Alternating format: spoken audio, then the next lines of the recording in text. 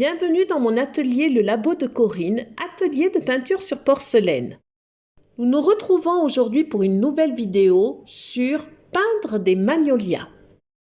J'ai eu le plaisir de prendre ces photos de magnolias suite à des belles balades que je fais dans la nature. Cela m'a inspiré plusieurs dessins de magnolias que vous pouvez d'ailleurs retrouver dans mon cahier de dessin sur ma boutique en ligne où vous aurez le modèle donc du motif, ou alors vous pouvez aussi également le retrouver en chromographie pour ceux et celles qui ne savent pas dessiner, ou tout au moins qui ne veulent pas ou qui n'osent pas dessiner autant de détails dans un dessin. Pour cette vidéo, j'ai donc fait le test de poser mon chromo. Ce chromo, c'est un décalcomanie que je pose et ensuite que je passe au four à 850 degrés. Et ensuite, en deuxième cuisson, cela me permet en fait de le mettre en couleur. Vous pouvez peindre du coup de la même façon que vous avez l'habitude, tout en gardant toujours les mêmes gestes, donc de balayage en l'occurrence en ce qui concerne ce motif. Sur cette vidéo, je vais vous préciser, parce que ça m'a été demandé, ou on me le demande très souvent, quelle couleur avez-vous utilisé? Donc, pour ce sujet, j'ai utilisé du rose garance, du sépia, du jaune citron, du prune, du brun, du vert tendre. À côté de ça, mes couleurs donc sont mélangées avec un médium qui s'appelle le médium MX54. Ensuite, j'ai utilisé un pinceau martre ou synthétique. En l'occurrence, moi, j'ai utilisé un pinceau synthétique de numéro 2. Un pinceau qui normalement est destiné à la pratique du pastel, qui est donc l'équivalent d'un putois pour ceux qui connaissent, d'une gomme américaine qui est une gomme en caoutchouc afin d'enlever tout ce qui dépasse, et une spatule pour préparer les couleurs, un carreau de palette, et puis après petit coton-tige, papier absorbant, tout ça à votre disposition. Comme je le précise à chaque fois, quand vous commencez un sujet, vous allez commencer par tout ce qui se trouve en arrière-plan. Donc, en ce qui concerne donc cette fleur, j'ai commencé par le pétale qui se trouve le plus à l'arrière, et petit à petit, crescendo, on va travailler les pétales qui sont devant. N'hésitez surtout pas à tourner le support sur lequel vous peignez. Il faut absolument que quand vous faites votre balayage, d'ailleurs une vidéo a été faite à ce sujet, mais ça je vous invite vraiment à regarder les vidéos que j'ai pu faire précédemment.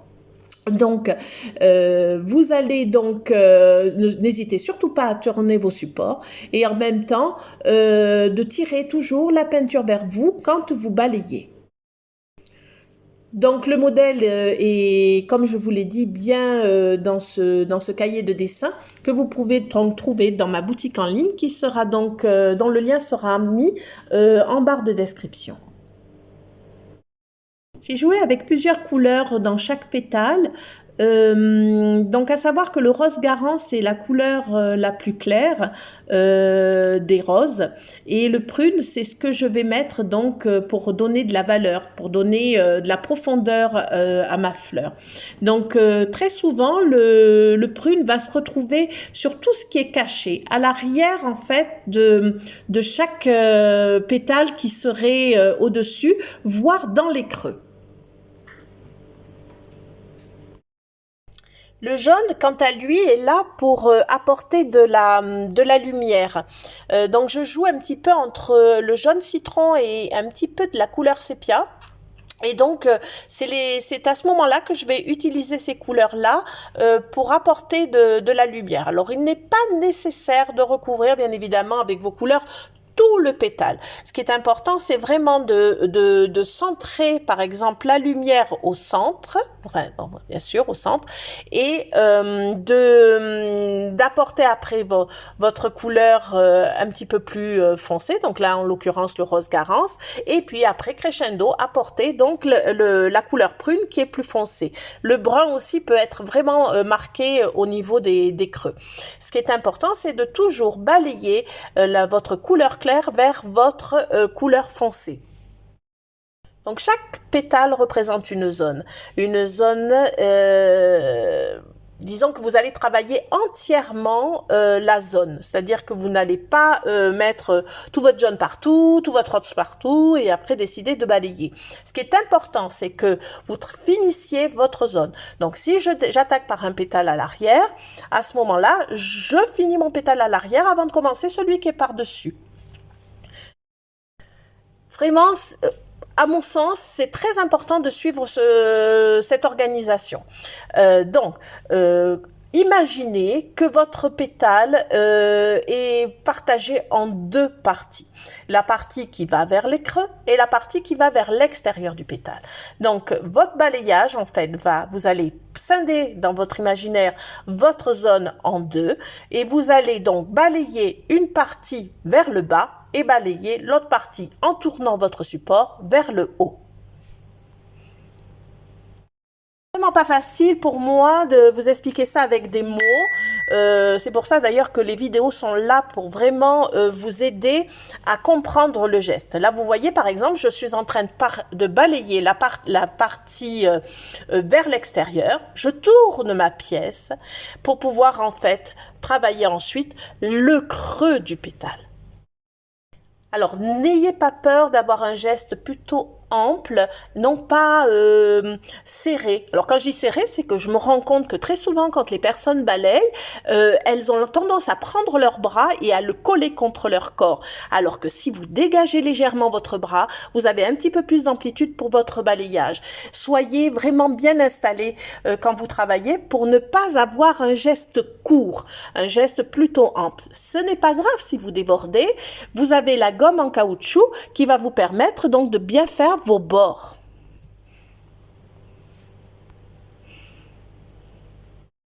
Votre posture est vraiment très importante quand vous peignez.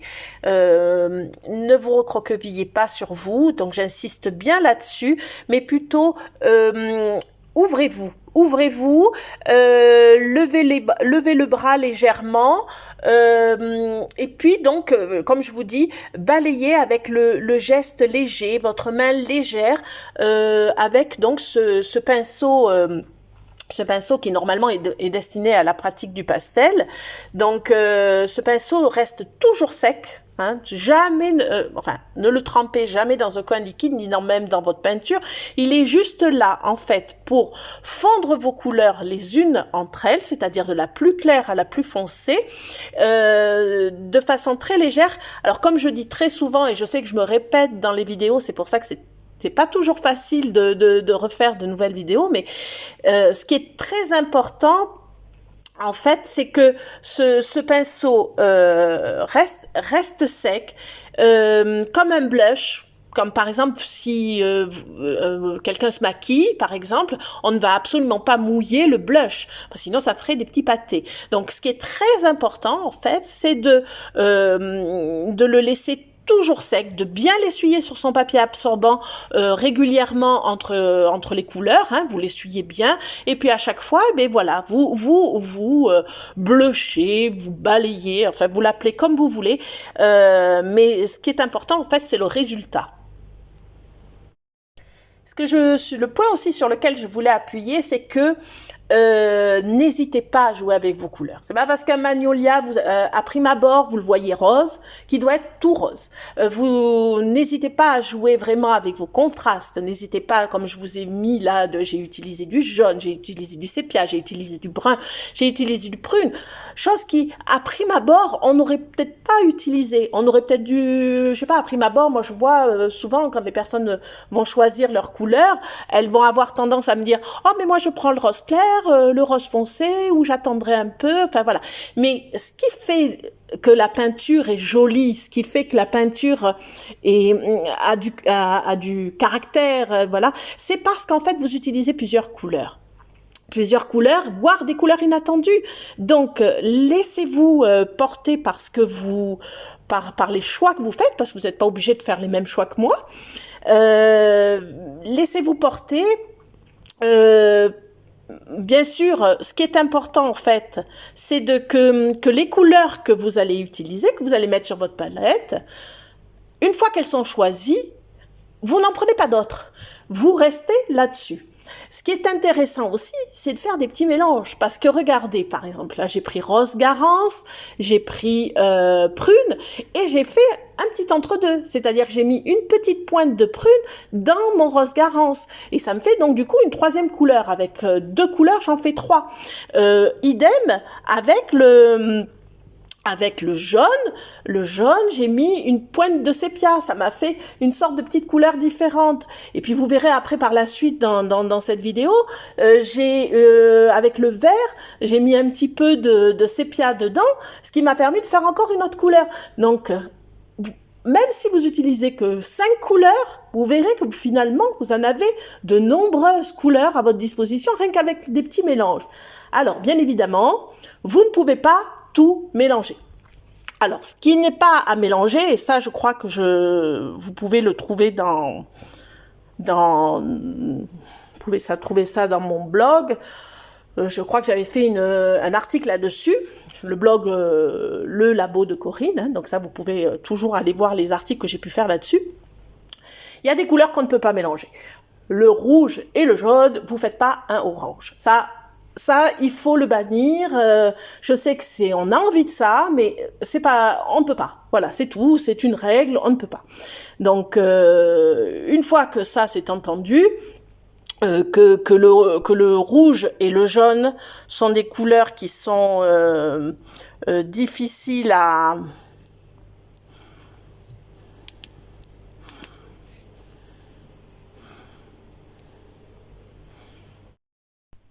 Oups, je crois qu'il y a eu un petit problème technique là au niveau de la façon dont je vous parlais. Donc, j'étais en train de vous dire que le rouge et le jaune, donc une fois qu'on sait que ce sont des couleurs qui ne sont pas à utiliser en mélange, bon ben voilà, ben après on peut faire le reste, on peut faire un petit peu ce que l'on veut. J'ai également oublié de vous dire que j'utilisais beaucoup l'essence de lavande. Alors là aussi, j'ai fait un petit article là-dessus sur le blog. Donc j'utilise l'essence de lavande parce qu'en fait, c'est un retardateur de séchage de votre peinture. Donc j'en mets toujours une petite goutte dans ma couleur quand je la prépare. D'ailleurs, mes couleurs que je prépare, je ne sais pas si vous le voyez sur la vidéo, mais je les réserve dans des petits pots en verre. En fait, je prépare tout mon petit pot. Et ça, je le dis très souvent. C'est pour ça que, bon, les personnes qui ont l'habitude de regarder les vidéos auront peut-être l'impression que je me répète, mais en fait, bon, ben, c'est avec la répétition finalement qu'on enregistre. Donc, je prépare beaucoup de couleurs que je mets dans ces petits pots en verre. Alors, je préfère personnellement les petits pots en verre qui sont à vis.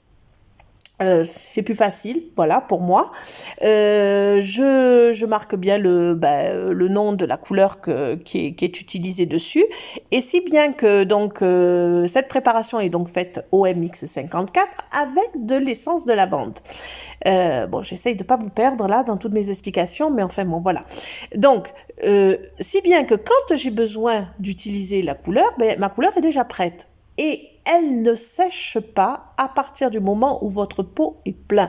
Si votre pot, alors comme je dis aussi, si vous y mettez des chanchons, alors des chanchons c'est un petit mot à moi, qui veut dire en fait si vous mettez très peu de peinture dans votre petit pot en verre que vous réservez, elle va sécher, ça c'est sûr. Par contre, si vous faites en sorte que votre petit pot est toujours en tout cas jusqu'à moitié vide, et que vous y mettez toujours de l'essence de lavande de temps en temps, que vous remuez, que vous mettez l'essence de lavande, ben dans 6 mois, vous l'utilisez et c'est toujours impeccable. Hein. Ce qu'il faut, c'est que vous, avant de prendre la couleur, vous remuez bien avec votre spatule votre couleur, vous la mettez sur votre palette et en fonction de ce que vous allez trouver, de l'onctuosité que vous allez trouver de votre préparation, à ce moment-là, vous rajoutez une goutte de lavande. Une goutte ou deux en fonction de la quantité, bien évidemment. Donc, je mets toujours un petit peu, comme je vous dis, de la lavande dans mes couleurs et j'en mets toujours à côté sur ma palette. Si bien que avant de prendre ma couleur, si je veux qu'elle soit plus ou moins fluide, si je veux qu'elle soit facile à poser, je trempe toujours mon pinceau un petit peu dans la lavande, j'essuie et je prends ma couleur. Et je veux dire, c'est mon meilleur ami, hein, l'essence de lavande, c'est ma meilleure amie. Je l'utilise tout le temps. Voilà. Donc, voilà. Donc ça, c'est ma façon à moi de travailler. Vous allez sûrement trouver, vous aussi, peut-être d'autres façons. Mais en tout cas, celle-ci, elle me convient parfaitement. Elle convient parfaitement aux élèves qui viennent à l'atelier. Et il en faut pas beaucoup, mais à chaque fois, il en faut un petit peu. Chose aussi que j'ai oublié de vous dire, c'est que je nettoie mes pinceaux, par exemple si je suis en train d'utiliser une couleur claire et que je veux prendre non, si je suis en train d'utiliser une couleur foncée et que je veux prendre de la couleur plus claire, à ce moment-là, je nettoie mon pinceau dans de l'essence d'écorce d'orange. Alors, je sais qu'il y a des personnes qui ne la supportent pas. Vous pouvez le remplacer par de la térébenthine ou il existe aussi un produit que j'ai utilisé qui s'appelle le Wet Spirit écologique qui est fait en base de noix de coco qui nettoie très très bien le pinceau. Simplement, il est un petit peu gras, donc il faut vraiment l'essuyer beaucoup plus souvent sur votre papier absorbant ou sur un chiffon. Voilà. Alors le fait que vous utilisiez de la lavande, ça vous permet vraiment que quand vous peignez, je sais pas trop comment dire les choses en fait. Quand vous peignez en fait, vous balayez tout ça. En fait, votre peinture elle reste humide assez longtemps pour que vous puissiez la travailler. Alors il est important aussi que quand vous posez donc votre couleur, il faut absolument bien tirer la couleur sur votre zone de peinture, la zone que vous êtes en train de peindre en fait. Donc vous tirez bien la couleur parce qu'en fait le blush ou le putois ou ce qui vous sert à balayer, il est là mais il est là un peu. Il faut pas balayer pendant des heures, sinon vous enlèveriez effectivement la peinture. J'ai des personnes qui m'écrivent et qui me disent j'y arrive pas, j'enlève toute la couleur.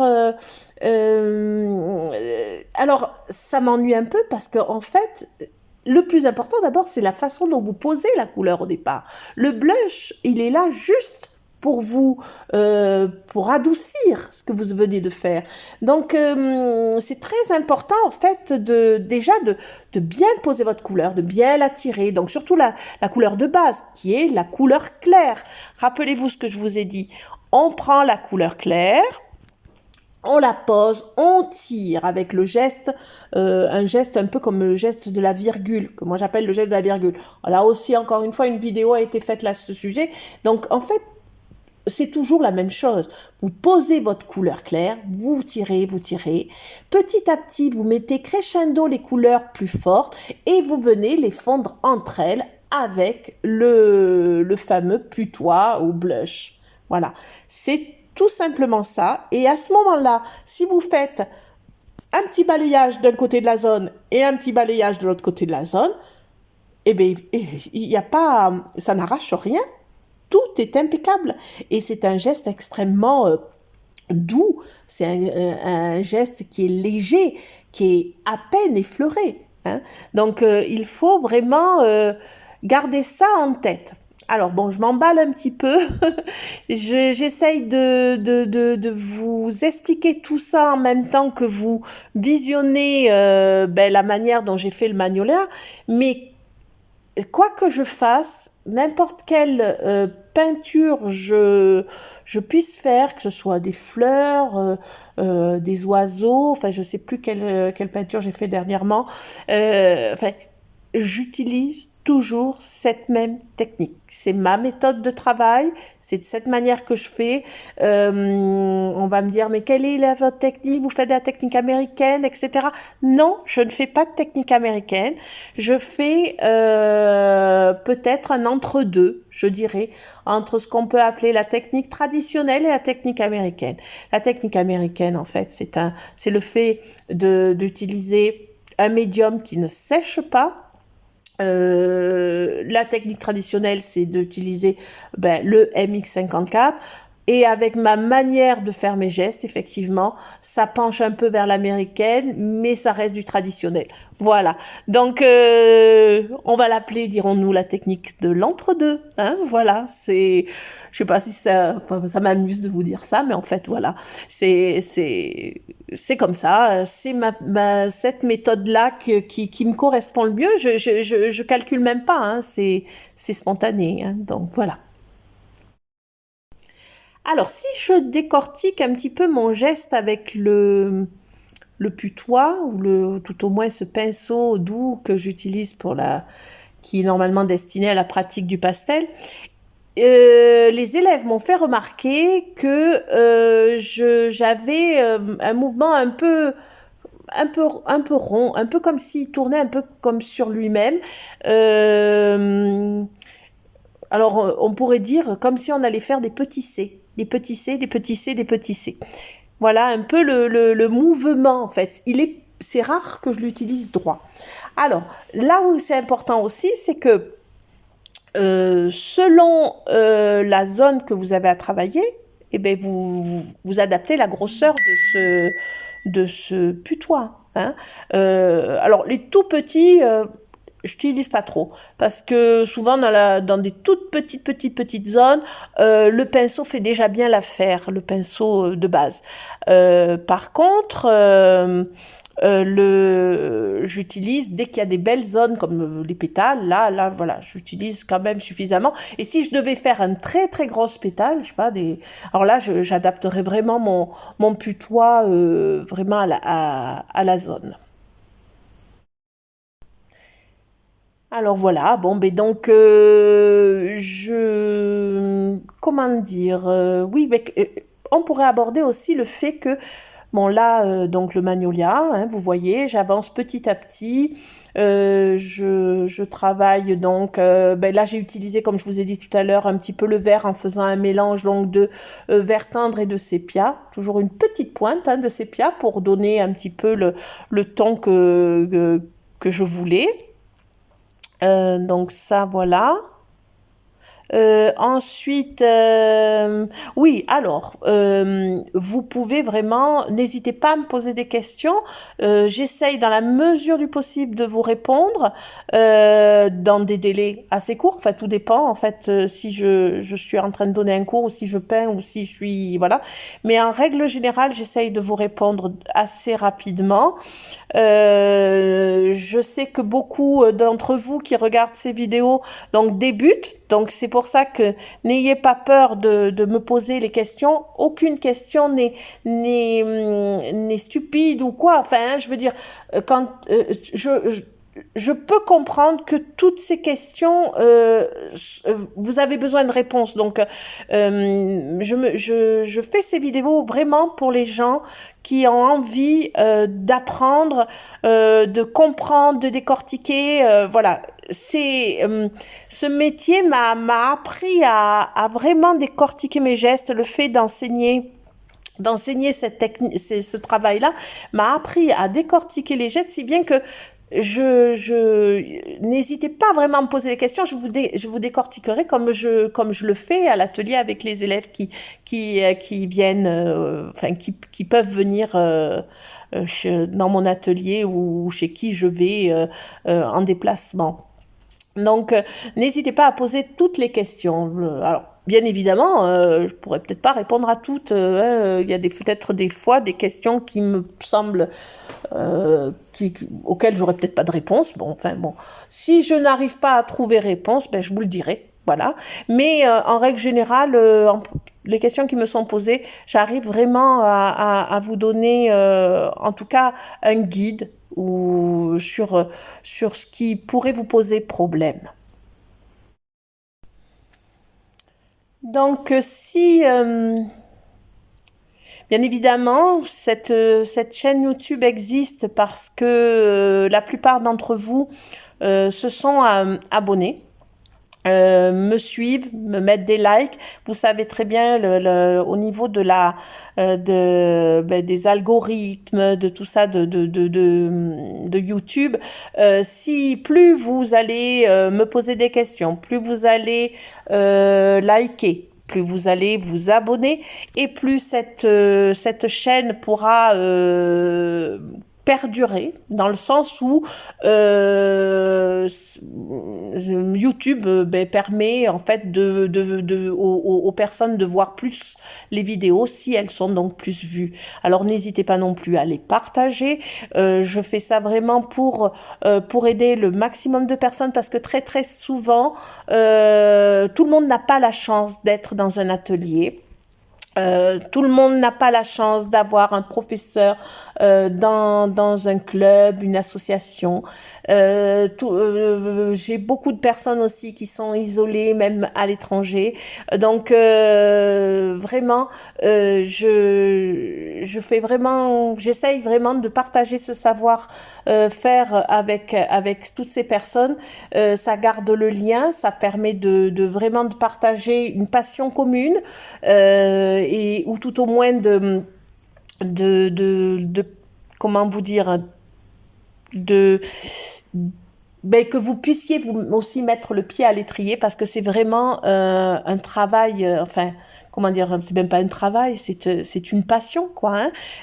On peut faire tellement de choses et c'est tellement gratifiant de pouvoir peindre quelque chose et ensuite d'aller l'offrir, je le vois, je vois des dames qui viennent à l'atelier qui sont tellement contentes de faire ce qu'elles font et ensuite de l'offrir à leur entourage et c'est une façon aussi de prendre confiance en soi, c'est vraiment voilà, donc n'hésitez pas vraiment à partager, à liker et à vous abonner.